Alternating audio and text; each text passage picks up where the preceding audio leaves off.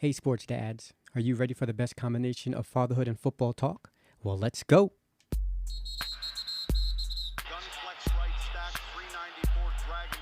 It's that time to have a conversation about fatherhood and football and relation.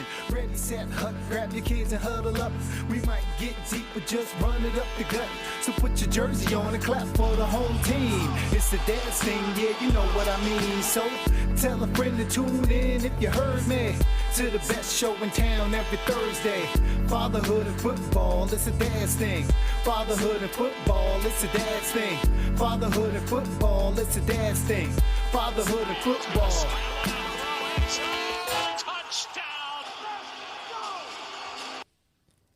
Welcome to a Dad's Thing podcast, Fatherhood and Football. I am James Simmons, your in-studio host dad of two amazing daughters.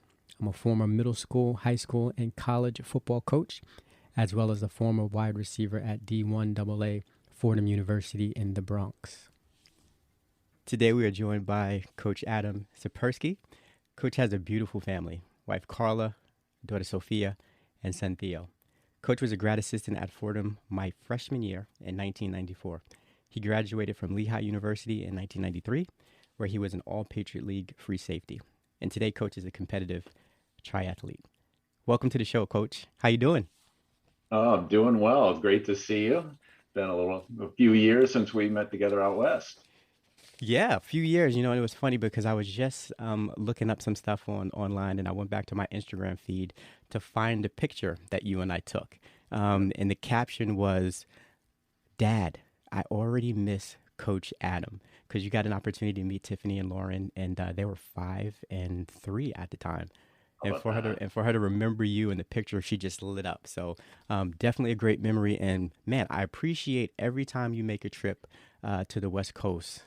You give me a heads up. If you have some time, you make the time, and I appreciate it. And we're talking about, and this is one of the things I love about football, right? The relationships, and I'll give you an opportunity to talk about that as well. But we're talking about 27 years removed from when we first met.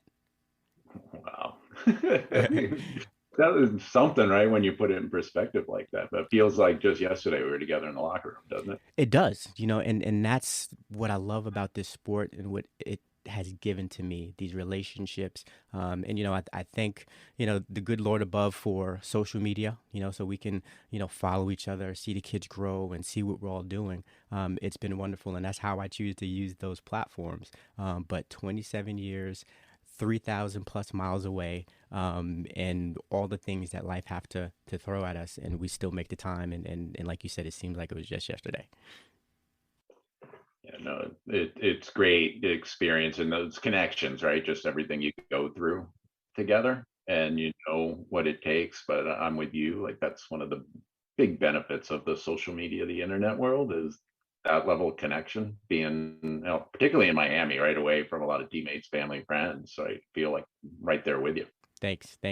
So, just I shared a little bit about where we cross paths, and that was my perspective. That was the perspective of 18-year-old kid, coming to the Bronx, not knowing what to expect, not the biggest of football junkies, and just wanting to survive. So I remember coming on campus and start seeing the guys and seeing how big they were. They weren't that big when I was in high school back on Eastern Long Island. So it was a shock. But if you could share with the audience, your remembering of, 1994, second year grad assistant, and seeing little old me come on campus.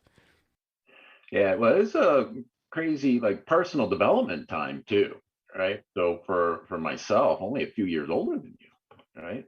So when you're a grad assistant, that's one of those interesting experiences, particularly coming from Lehigh and going to Fordham. A lot of the seniors were sophomores, and I played against them. So you're out there coaching and relating. So it was great to be able to relate to players, and having to make that similar jump you did from high school. I played in North Jersey over to college. Like, everything just turns up a notch, right? Mm-hmm. So I was accustomed to it, but now is a little different, being like on the coach side, right? That the team comes in and then we're responsible for you, and we need to drive it. So An interesting time for me too, because personally is at a bit of a crossroad. I worked for a year prior, not sure what I wanted to do professionally. Came out of school with a psychology degree and figured, okay, for me to progress, I'm going to need a graduate degree. So reached out to Coach Mariani, reached out to a number of coaches and interviewed at a couple places and chose to come up to the Bronx, but still not sure what I want to do when I grow up. Right. So it was a neat personal development time for me as well as it was for you, learning and growing. Yeah. I'm so glad you shared what you just shared because it gives us another connection, right? Similar experience for me after my fourth, when I graduated, I actually went and coached on Coach Mariani's staff at Iona. I wasn't sure coming out, of Fordham as a psychology graduate as yourself, what I really wanted to do. And I had talked to Coach Mariani. I said, "Hey, man, I'd love to, be a part of what you're doing up there in New Rochelle." And sure enough, he called me, after the season, senior year, because he went up there to start getting going, and I started working with him, second semester senior year. And you talk about like that development in the relationship. While I didn't play those guys at Iona, I still felt like I can play. And me trying to teach them, it was a lot of show and tell, which was interesting. Did you have that kind of effect when you were at Fordham? Because you could still play.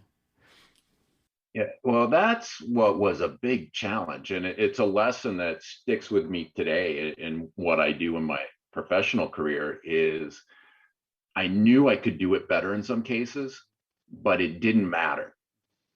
So what was like a real difference, right? Like it put it out there is it didn't matter how well I did it. It mattered how well the players could do it. So I had to take everything that I could see and do and distill it in them. So it wasn't about me being better as a player. It was me being better as a communicator. So it was a really eye-opening experience and a bit of frustration, right? Because you're like, just do it that way. So now you had to learn to convey and then learn each player is a bit different. So I'm saying it this way, they're not responding that way. Why don't they see it that way? Right. So it really delved into looking at the game in a whole new perspective than as a player. And then that life lesson of it doesn't matter on you, it matters how well your team does it, right? And you literally are putting people in position to succeed. Yeah, yeah, yeah. And Coach Mariani, just a great dude. Learned so much from him, but he helped me realize that sooner than later, because we had kind of a coaching clinic, way before the guys came on campus. This was way in the summer before, and he really helped me prepare myself to be that communicator to the guys, right? Use my, new tools of communication, my knowledge of the offense to help those guys be successful, and forever indebted to him for that, because those are things that I carry on today in my professional life and as a parent as well, trying to communicate with my kids and having them find their voices, right? Not me being their voice, but hey, you don't like that? Well, why you don't like it? Let's talk about it. Giving them that. So, great. When I was thinking about you on the show, I just really was glad we can talk about that, that process, because it was so similar. And again, as we talk a little bit more about it, still lots of similarities there. So thanks for sharing me. You mentioned North Jersey, right? Correct. Coming from there. Give me a little bit about your history as far as a football player. When did you start playing? When did you get the bug to be like, I can do this and go to, high school and the next level? What was that process like for you? When I asked my mom that, like, what was it early on? It was like they didn't particularly expose me to the sport. I just found it and just gravitated towards it. So growing up, I was born in upstate New York, and we moved around a bit. My dad was in the Air Force. We ended up in Colorado Springs. So I grew up in Colorado. And as soon as I could, like, I was asking to get on the football team. I wanted to be, where we could do tackle football, ranging games with kids. We used to go to school early to get this, right? Ride my bike to school early. Yeah. And get up with some friends, and we would play a little football before school even started. Wow.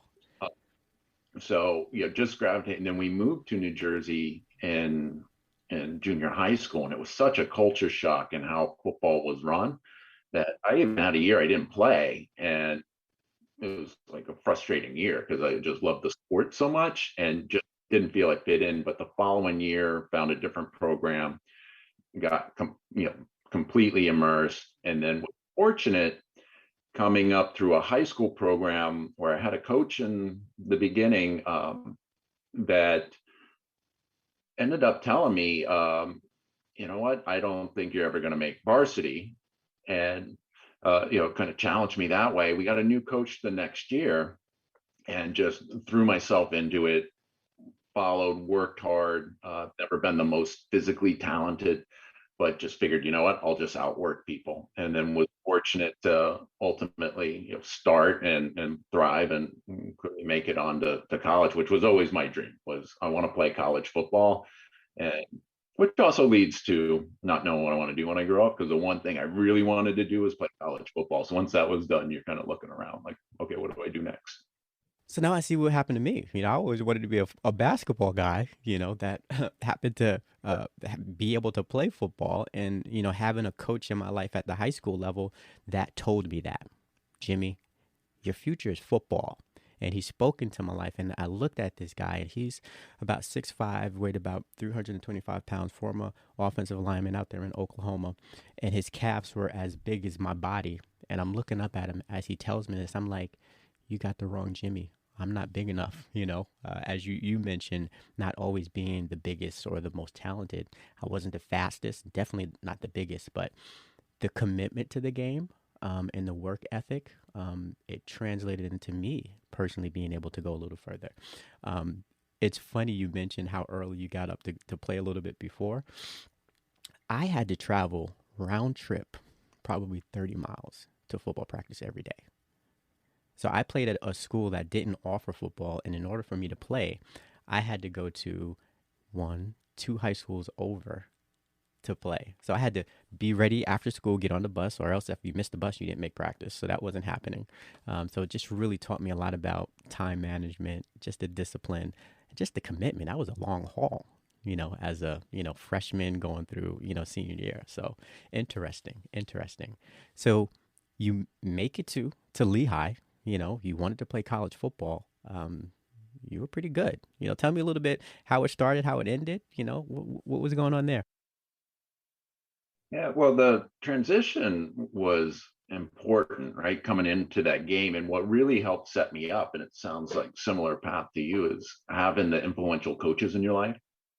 So my high school coach, Chris Olson, whose son I think many of the listeners know, Greg Olson, who ended up having a huge career, really challenged me. He had different expectations for a quarterback than the rest of the players. So I was a quarterback in high school, didn't have the best of arms, just drilling me like, quarterback's first one on the field, right? You're setting the example. People are watching you. So whenever I had a free period in his office, learning the film, studying. So when I made that transition up, I wanted to play quarterback. Yeah. I wanted to be the next Steve Young, right? The left-handed thrower. Yeah. And he's like, look, you love football.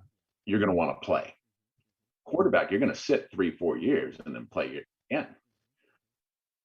You want to go, and then play defense. And then you can get on special teams. You'll be able to play multiple years. A bit frustrating to hear, right? You want to have this dream, but guided me that way. And then even with college recruiting, certain schools I wanted to walk on. He's like, look, go somewhere that they want you.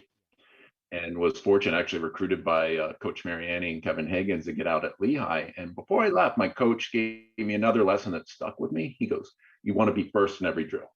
You want them to notice you. So you need to be first, and you need to do a drill. You want to listen, adapt to the coaching, and always be hustling.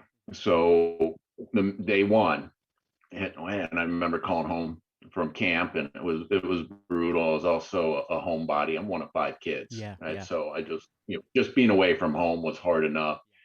And Mom, I'm 8th on the depth chart, like day one, right? 2 days later, I'm 6th on the depth chart. and each couple days worked my way up, and then was in a backup position my freshman year. I was on all the special teams. The very first college game I had, ironically, was against Fordham.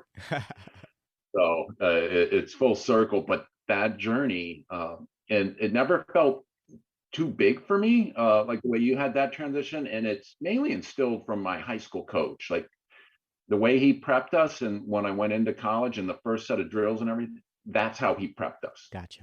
So made that transition rather seamless. It was just a challenge being one of four freshmen Right. that traveled with the varsity.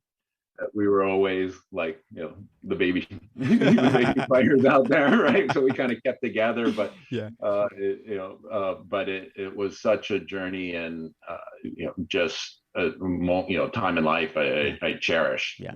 Yeah. Some of the greatest days for me, for sure. And, as you and I talk, and, definitely have some connections with guys throughout the years that are very, very meaningful. But thanks for sharing, that, I just, when I hear this story of how you transitioned and eventually, I think was it your senior year, All Patriot League? Was that it? Yeah, actually, it came in my senior year, and I had a breakout junior year, and we had an amazing team, James. We were 9-2, lost two games each by highly ranked teams. Our Holy Cross game was cut in by ESPN. They cut into it. It was a huge. We each game by 1 point, so we were 9-2 by just 2 points, which was frustrating. But that was probably the most fun I had. I had some great teammates around me that taught me to be loose. You could have fun. For me, I was so serious about the sport and so intense that after games, like, it would just eat at me if we lost or if I didn't play well. They taught me to be loose, have fun. We had the best fun, right? You'd be in the middle of this critical situation, right? 10,000 people screaming at you and telling jokes to each other.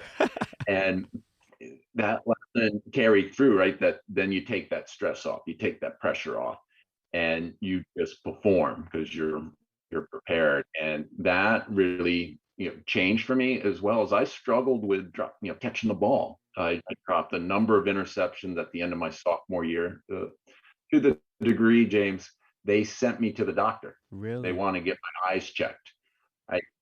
Again, hindsight, right? I think all the internal pressure on myself, but same thing. Stayed out on the field after practice, worked with the graduate assistant at the time, throwing extra balls, catching extra balls, and that carried over to a breakout junior year and into a wonderful senior year to cap out my college career. Good job. Good job. And that mentality you have, it carries over. I see the things you do now. I'm probably, costing you a couple of miles on the bike or a few laps in the pool, a couple of miles doing the jog. So I appreciate you being here. But, even today, I mean, that's what you're doing. You're pushing yourself. I don't know how serious or if you have to, play in your head a little bit about, all right, Adam, calm it down a little bit. You'll get there. I'm not sure how that is, but it's great to see that, that was your journey, and you're very, I look at what you're doing today, and we've talked a little bit about this, me getting on the bike or me running, just very inspirational, Coach. Some of the things you're doing in your Ironman career. Great, thank you. Yeah, it's an interesting time, but it does relate well to football, and the fact that you spend so much time with football training and preparing, and then you only have that one day. And same thing with triathlon. Like, as much as I could race more frequently, but just given I pick and choose my moments. So at most it's 4 times a year. The rest of the year, right, 361 other days, I'm training, and people look at me that I work with, or how do you do that? I'm like, I've been doing that since I was 4th grade playing football, right? When I wasn't in season, right? You run track, weightlifting, you're doing drills with your teammates all summer long for those 11 games. So that carries over, right? It's like when you don't brush your teeth, right? Something just doesn't feel right if I'm not out moving. So it translates well. Now, with your active lifestyle, playing football, how, and there's so many lessons that we've learned, as players, as coaches, through the relationships we have. What are some of the things that you take into parenting? You have a son and a daughter. What are some of those things that you take into that arena? Yeah, well, one of the most important lessons, and had it throughout, but really came to me the more I was involved in triathlon, which I've been doing about 10 years now, is the concept we had in football, right? Like what's important now is when I'm out training, don't feel like I'm missing something, right? Put myself 100% in training, but then when I'm home, be 100% at home. And so being able to carry that over, so making sure I'm there. The other aspect I find is just setting the example, right? Each one of my children and my wife have their own passions they pursue, but instill that same discipline. And that helps because then they see you doing it. Hmm. Hmm. So it's like, okay, I can be doing this too, and I can budget in time. Frankly, it's a lot of the things I've learned from coaching spill over too, where actually one of the things that really translated well to being a dad and former football player is a lesson I learned very early with my children is in special teams or in defense when you're chasing a ball carrier, right? You never follow a teammate, right? You take a different angle. So I found with parenting, my wife might be helping the kids with the homework.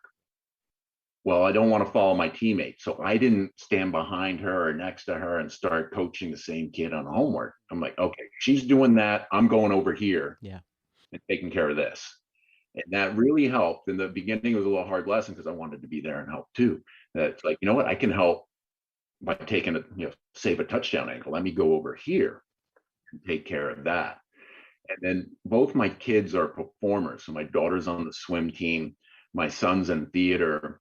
The whole concept of the nerves are coming into a game. Like, so knowing how to communicate ahead of time, knowing how you need your space, and then the right things to encourage, because sometimes you need a nudge, Hmm. and then Hmm. sometimes you need to back off. So those to me are those special moments, right? The times in the cars around the performance that you can share the perspective you have from putting yourself out there as an athlete that each one has. But I found like that follow teammate piece was key, right? Being focused on the key aspect. And then it's still that first lesson, right, that we talked about was it's not about you, it's how you put it in the team is as long as the kids get there, they're safe. It doesn't matter how it happened, right? If my wife delivered it or I didn't, as long as everyone's happy, right, we're good. It's not about me. And that's held true to, I think why, we work so well as a family. Yeah. No, love it. I've not heard that concept because I'm a offensive guy. So not following your teammate, we have different things, the scramble rule. If you're at this depth, you want to go one way, you want to work towards, but at different levels, you know what I mean? So still the same concept of being on the same page, and using your teammates. And, this past year, my wife and I, we traditionally homeschooled a third grader and a first grader. And as you say, I can't follow my wife while she's doing this. She was the administrator. I was the teacher. We had our roles, and we managed to get through it without hurting the kids academically, and having a good time. But it's really, as you're saying, knowing your roles, and embracing that and doing that to the best of your ability. That's what I get out of that. So thanks for sharing. And it's so important. Even with the kids. As I was speaking, uh, helping them find their voices, even at this young of an age. It's so important because they'll be able to walk into that when they get to be the ages of your kids. Your kids are high school ages. Yeah, I have a 16-year-old that's a junior, so we're starting the college search right now. 14-year-old freshman who, I mean, talk about big events. They're going away on a high school swim meet. They can bus with the team up overnight, stay in a hotel, play. Which we were talking about all the fun times I had, with our road games, right, in college, right, where you're in the hotel with your team and you're alone with your team. As much as she felt bad, right, it wasn't a family thing. It's like, how special that time is and that bond you're going to have with your teammates. So We're getting ready to go through a similar experience where our oldest, who will be 9 this Sunday, will be doing overnight for the first time. So, I'm one way about it. My wife is another way about it. We both have the same concerns, but it's like I'm not, we have to balance each other out, and it'll be interesting to see how it is. I might have to, get a hotel room right across the street just, to keep everybody good, but Nothing wrong with that. nothing Nothing wrong wrong. with that at all, That's but dad. There's a certain dad yeah, perspective. yeah, yeah. But So, I think that's so true, right? My wife and I had that, and I had that from coaching, right? I work with some coaches that were more aggressive with the yeller, but as they yelled, and I think it was a demeanor that came from being a quarterback, because everyone else got more crazy. I could get more calm, and if things were too calm, then I had to get louder, right? So just to balance and keep the emotion in it, and it holds with the family, right? So right, things are getting heightened. I'm going to calm it down, make sure the situation, right? There's a time for us to get excited. Well, you dial it back up. how do you get your football fixes today? And I know you're busy. For me, I'll watch some games on Sunday and get my college games. And last weekend we were at Friday Night Lights watching high school. Are you still getting those fixes today? Always, James, Yeah. always. So I mean, I have some great teammates from Lehigh that are constantly posting about the games. They're ambassadors and advisors for our football program. So, always getting their updates. Good friends of mine, Lance Haynes, does the radio. Mike Yadish, one of the four stellar freshmen we had when I was at Lehigh, calls the games on TV. So I splurge, I get the ESPN Plus for the season. I have the four windows up. Yeah. The kids have learned, like I claimed the TV. I said, okay, these hours, that's where it'll be on, and can watch and listen to them. So I Yeah. always have like the Lehigh in the window, and when Yeah. Fordham's on Yeah. ESPN Plus, I can get multiple going. Yeah. And I just find those moments, and particularly on Sunday, right? Let's just pick a spot. It's rare, to be honest, right, to watch a whole game. So I take what I can get. But what's great is, they give me the space. They'll sit and ask questions. So I'm sure they're a bit tired of me pausing, explaining the coverage, why this is going to be a big play here. I said, watch this, right? This is what you do. There's going to be a gap here, right? It's just going to. So that's when all the eyes roll. But they appease me, right? They let me have my little moment. But it's you take it where you can get it. Yeah. I haven't gotten to the point yet where, they're asking me about specific plays or I can break it down like that. But that's how I still watch the game. I need to look back at it and see how the play develops. I'm always trying to find where's that free safety, so I can identify my coverage and what kind of leverage, corners are playing. And that's how I still look at the game.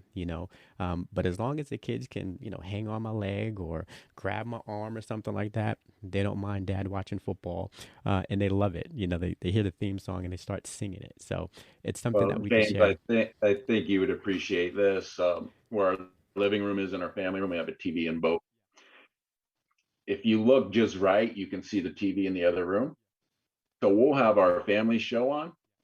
And that's the beauty of the kids being in high school. There's more shows that my wife and I would watch after we put them to bed that we watch together now. Yeah, yeah, So we have this moment, and we have this concept in my family ever since I was little, called Super Bowl snacks, where when there was a big game, my mom would make all these snacks. That would be dinner, and we'd all sit and watch. So my kids love Super Bowl snacks because you can eat in front of the TV. So when we have the Super Bowl snack night, we get all sorts of foods, and it's like a buffet. Then the main TV will be the family show or movie, right? right, right.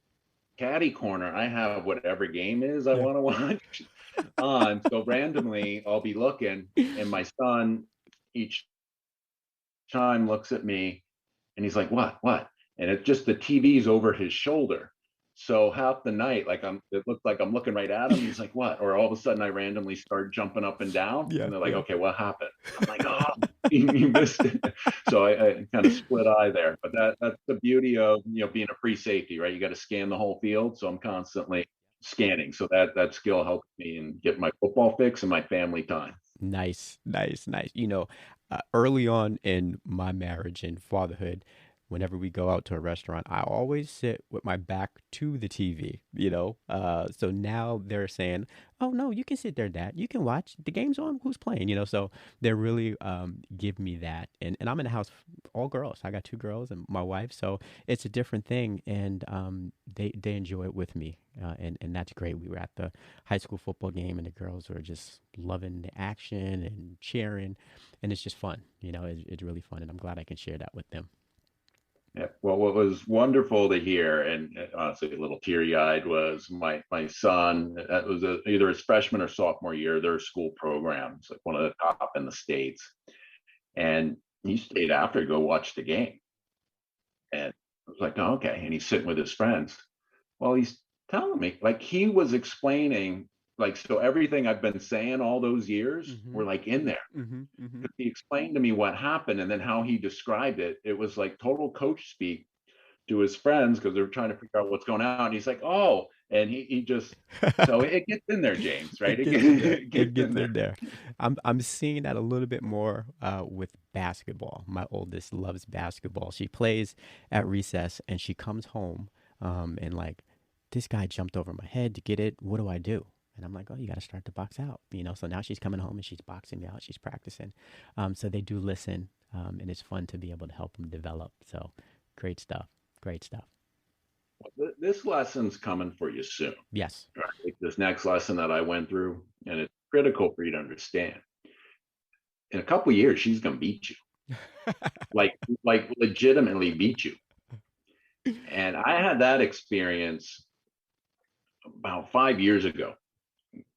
My daughter's a swimmer, you know, been on swim team.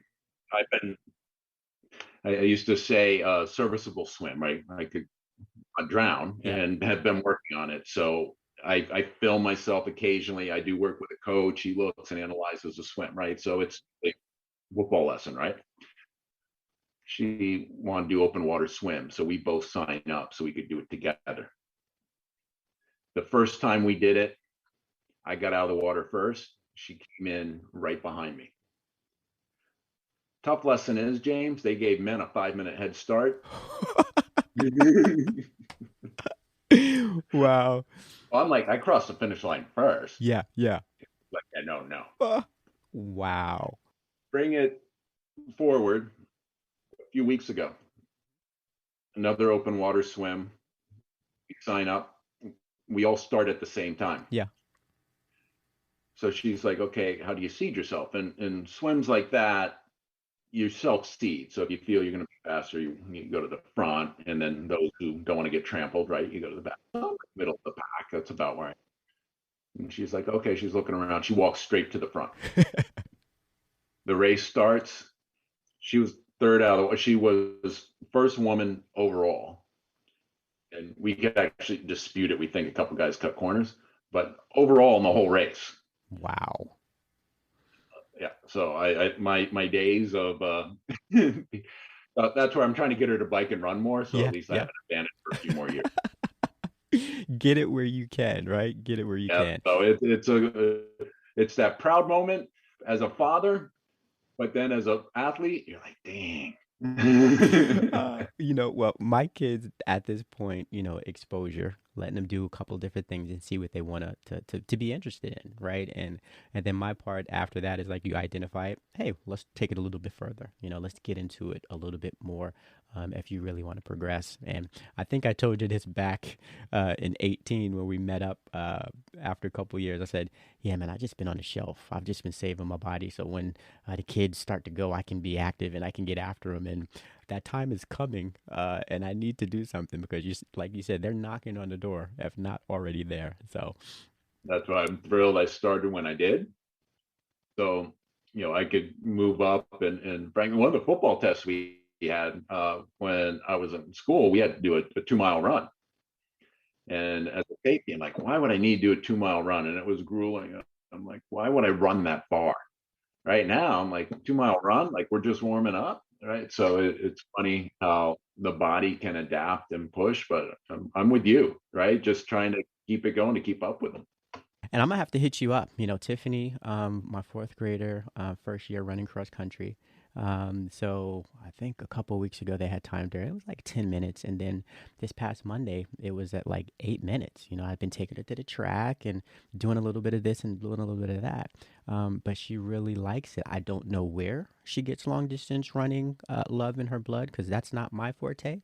But it's a joy to see her out there running and being happy and bringing up the front of the pack most of the time. So good stuff. Yeah. And I find one of the lessons that former athletes bring, which really help, right, when I'm at the pool deck or watching kids perform, is let them perform, right? Like, don't coach from the stands, right? They have their coaches, and that's how I share it with both of them. Like, you have your coach. My job is just to support you, Mm-hmm. Mm-hmm. listen to you. I think that's one of the frustrating parts, right? When you raise a young athlete or a performer, how parents like smother the kids. So just give them their space, and just like you or I, and now Tiffany's fine, right? They have their own motivation and that fuel. So our job is just stoke that fire versus drive it and coach it ourselves. Yeah. And, I'm the team photographer, so I'm going to do that at a distance for that very reason. But, 2 years ago, before the pandemic, I coached Tiffany in basketball. I didn't want to do that. I didn't want to be her coach. I wanted to enjoy it as a dad, but I didn't want all of the other things that come with, oh, your dad's the coach. Oh, you get more playing time. So I really researched the league, asked the administration how it's done, and they made all of the lineups. So it was nothing on me, to be saying, okay, who plays in that? And it was a good experience. I got to do it one more year, for my little one. But other than that, I'm just on the sideline cheering you on, taking pictures, and letting you do your thing. Let your coach speak into what you need to be doing out there. And hey, if you want some help, extra reps or something like that, then I'm all for that. So definitely. Coach, we could talk for hours. I can't wait till you get back on the West Coast. Hopefully, we can get together. I know you just made your first business trip. It was nice that you can be on the West Coast and the 1 millionth mile man travel. I saw that. It's a lot of traveling, bro. Yeah, I know, which makes the point, right?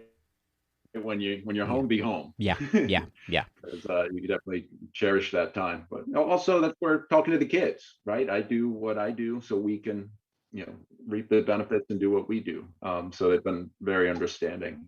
Use Snapchat a lot, as you've seen, to keep in touch with them, right? They see and be part. But yeah, no, a lot of miles there, a lot of miles on the bike, but just keeping health, happiness, and Definitely. get to bring me to see people like you. Yeah, So thank you. And great. and we shared. I've learned from you when you that time when I'm there, and all of the different carpoolings and things like that to get to this and to get to that.